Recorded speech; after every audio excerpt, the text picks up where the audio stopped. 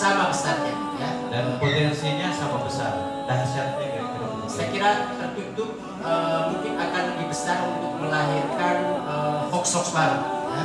Orang kemudian dengan bebas mengarang dia berada di ruang pengadilan atau dia mendengar dari hakim atau dari jaksa dan pengacara lalu mengembangkan cerita itu seolah-olah benar. Itu bisa terjadi kalau sidangnya tertutup.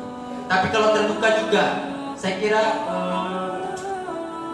kubu-kubuan itu semakin kental seiring dengan kemudian apa yang terjadi di dalam.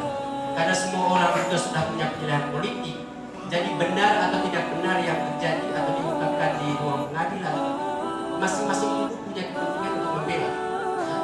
Seperti yang terjadi sekarang, ya, betapa konyolnya argumentasi misalnya yang membela Rocky Gerung bahwa kitab suci itu adalah fiksi. Sekonyol-konyollah argumentasi untuk mendukung itu. Banyak pendukungnya. Atau sekurang-kurangnya pendukungnya itu diam. Saat kemudian orang mencerca Rocky misalnya, ya. Jadi saya kira sekarang itu bukan soal benar atau tidaknya informasi, tapi informasi ini digunakan untuk semakin mengkristalkan kelompok pendukung. Jadi mau dibuka atau ditutup, saya kira punya dampak yang sama-sama besarnya. Tetap aja kembali saya kira ya, bagaimana kemudian elit-elit itu bisa mengelola kalau memang punya kebajikan untuk kemudian tidak semakin memperuncing masalah, mereka punya kemungkinan untuk tidak mengail di proses persidangan nanti. Periksa ke kulkap kan kriteria saksi itu siapa yang melihat, mendengar, mengalami. Yes. Nah kalau kita lihat pernyataan daripada beliau kan dia mendengar dari Ratna, kemudian orang sekitarnya, kemudian dia berempati.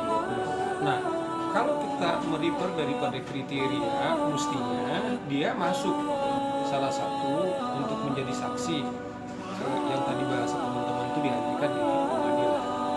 Nah, barangkali ini soal politik hukum, artinya pilihan-pilihan wise daripada penyidik. Nah, masalahnya kan seperti juga analisis teman-teman tadi, apapun sekarang ini kan kemudian dikaitkan kepada aspek lain di samping aspek hukum. Nah, barangkali begini, penyidikan kalau perintah daripada undang-undang kan dia cukup 2 bukti.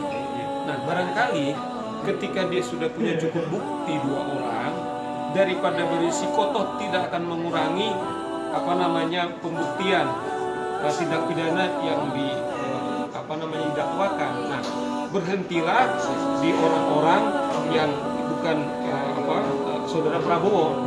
Barangkali pemikiran seperti itu, karena toh nanti kan dihadirkan kan dalam konteks nanti kan jaksa yang nanti diwajibkan dalam hukum untuk membuktikan dalil, bahasanya adalah membuktikan dakwaannya.